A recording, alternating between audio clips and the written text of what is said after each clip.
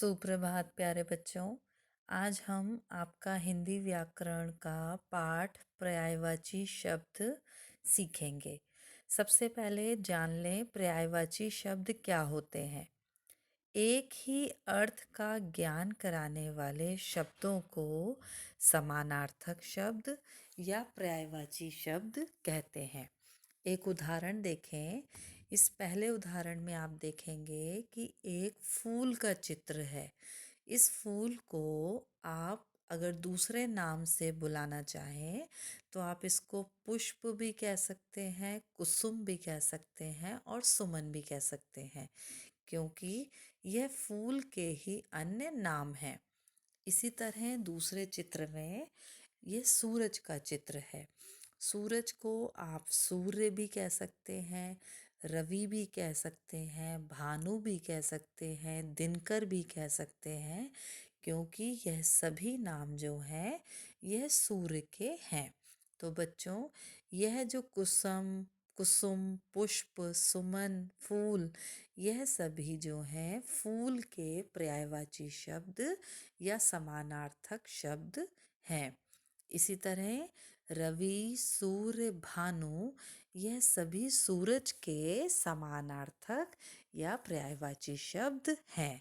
आपने बाकी सब यह पर्यायवाची जो हैं यह याद करने हैं कि आकाश को आप और क्या क्या किन किन नामों से जानते हैं। गगन, नभ, अंबर, रात को रात्रि, रजनी, निशा, पानी को आप जल, नीर, सलिल, माता को अम्बा, माँ, जननी, आँख, नयन, नेत्र, लोचन।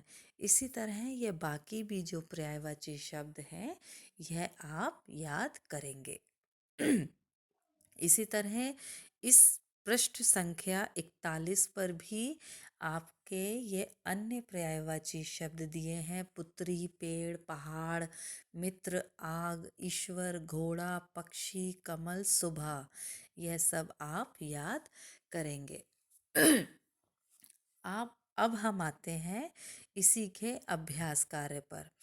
इस चित्र में आपने देखना है ये किसका चित्र है और उसके पर्यायवाची लिखने हैं।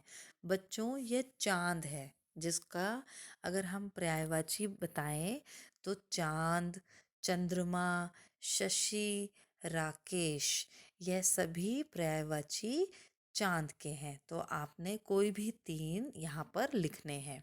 इसी तरह दूसरा चित्र पेड़ का है। पेड़ को आप वृक्ष, तरु, पादप, पेड़, यह सब कहते हैं। तो आपने यहाँ पर कोई भी 3 पेड़ के पर्यायवाची लिखेंगे। अगला जो चित्र है वह राजा का है। राजा को आप भूप, नृप, नरेश कहते हैं। तो आप इसमें से कोई भी 3 लिखेंगे। प्रश्न दूसरा जो है बच्चों, अलग अर्थ वाले शब्दों पर गोला लगाना है। तो आपने क्या करना है? आपने देखना है कि सुत का अर्थ बेटा भी होता है और पुत्र भी होता है। इसमें जो नृप है इसको आपने सर्कल करना है, गोला लगाना है, क्योंकि यह अर्थ जो है नृप, इसका अर्थ सुत नहीं होता। नृप का अर्थ होता है राजा। तो आपने नृप पर गोला लगाना है। दूसरा, आँख। आँख का जो पर्यायवाची है वह नयन भी है, नेत्र भी है। इसमें अलग क्या है? प्रभु। आपने प्रभु पर क्या करना है? गोला लगाना है। इसी तरह तीसरा, रात को आप रजनी भी कहते हैं, रात्रि भी कहते हैं। क्या नहीं कहते? क्या अलग दिख रहा है? गगन। आपने गगन पर गोला करना है। इसी तरह प्रश्न इसी का चौथा, पानी को जल भी कहते हैं और नीर भी कहते हैं। इसमें अलग क्या है? अम्बा। तो आपने इस तरह से यहाँ पर यह सर्कल गोले लगाने हैं। अगला प्रश्न तीसरा, इस टोकरी में बहुत सारे उदाहरण दिए हैं जो कि पर्यायवाची हैं। आपने क्या करना है? उन सभी को अलग अलग छांट कर लिखना है। जैसे एक उदाहरण दिया है, सुता। सुता का अर्थ होता है बेटी और पुत्री। इसको अच्छे से अगर आपने ढूंढना है ताकि आपसे गलती ना हो, तो आप यह तरीका अपना सकते हैं।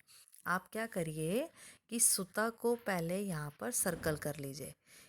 इसका मतलब आपने सुता यहाँ लिख लिया। दूसरे नंबर पर आप यहाँ बेटी भी लिखा हुआ है, बेटी को सर्कल कर लीजिए। तीसरे नंबर पे पुत्री है, पुत्री को भी सर्कल, यानी कि यह 3 आप छांट चुके हैं। अब अगला देखें राजा, तो आप राजा को सर्कल करिए। राजा का अर्थ नृप होता है और भूप होता है, तो आपको यह आसान रहेगा छांटना। अगला क्या बचा, माता। आप माता लिखें। माता का अर्थ माँ होता है, अम्बा होता है। अब आखिरी में बचा नीर, तो आपने नीर को सर्कल करना है। नीर, नीर का अर्थ पानी और जल।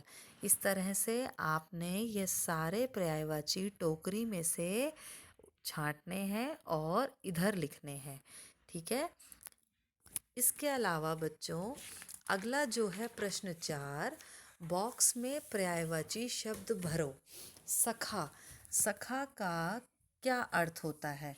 सखा का अर्थ दोस्त होता है और मित्र भी होता है।